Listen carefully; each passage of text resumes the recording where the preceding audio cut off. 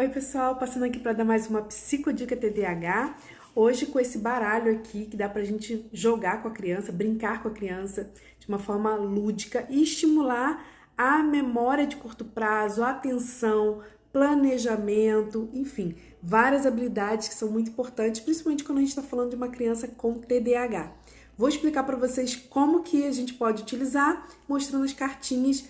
E eu espero que o seu filho ou o seu paciente goste bastante, que você possa estimular essa memória, né, de curto prazo, que é tão importante para as atividades, né, que a gente executa, que a gente realiza no dia a dia, tá bom? Fica a dica aqui desse joguinho que é muito legal.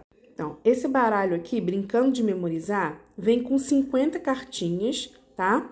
E como eu expliquei para vocês, ó, a gente pode trabalhar memória de curto prazo, atenção, percepção visual, organização espacial, planejamento e muitas outras habilidades, né? Porque, como eu sempre falo, gente, o recurso, ele é muito legal, a gente tem ali um objetivo, né, para trabalhar com ele, mas o melhor ainda é quando a gente consegue ter um recurso que a gente usa a criatividade, utiliza ele de outras formas, né, de formas diferentes. Então, as cartinhas desse baralho podem ser usadas de muitas outras formas, além daquela que é indicada, né, aqui nas orientações aqui atrás, tá bom?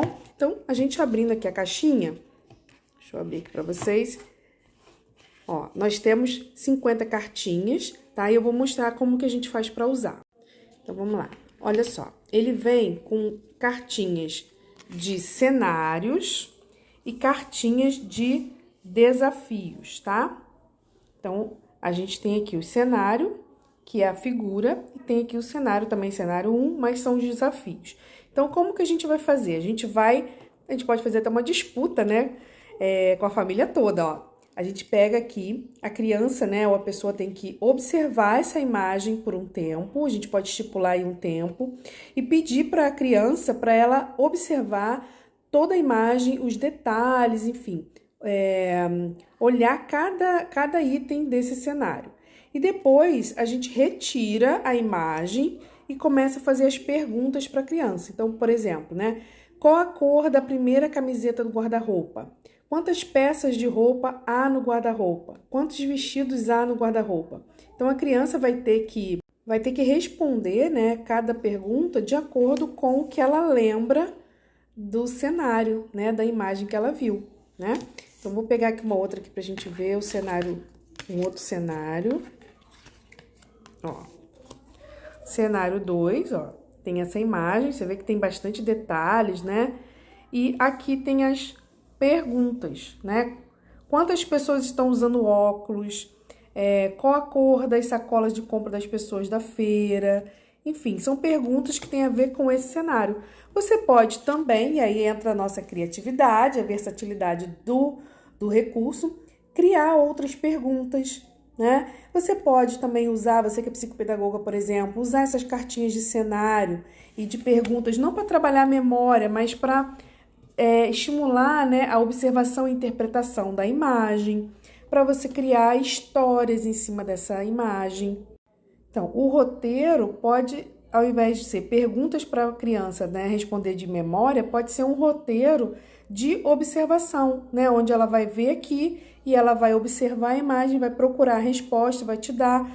Pode ser um roteiro para você começar a criar uma descrição da imagem. Tu pode trabalhar, né, uma produção de texto, por exemplo, tanto oral quanto escrito, de descrição de imagem, né, para perceber detalhes, porque às vezes a criança olha de uma forma mais geral, né, a imagem de uma forma mais global e não percebe os detalhes, né? Então, quais são as frutas que tem aqui? Quantas pessoas tem, né? Tem mais homem, mais mulher, tem idoso, não tem idoso, tem alguma criança? Então, são perguntas que podem ser acrescentadas, né? E que a gente pode trabalhar de forma diferente. Né? O objetivo básico, né, do joguinho, né, do baralho, é trabalhar a memória. A gente perguntar, né? Perguntar e a criança responder, né, de memória. Mas a gente pode adaptar criando outras perguntas e também trabalhando de uma outra forma, né? A gente pode criar disputas, vamos ver quem acerta mais, né? Se tiver 2 filhos, por exemplo, né? Mostra o cenário para cada filho, depois faz a pergunta, quem acertar ganha o ponto.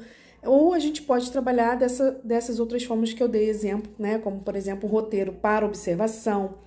A criança tem a pergunta, ela observa e responde, ou então ela vai descrever a imagem, prestando atenção nos detalhes.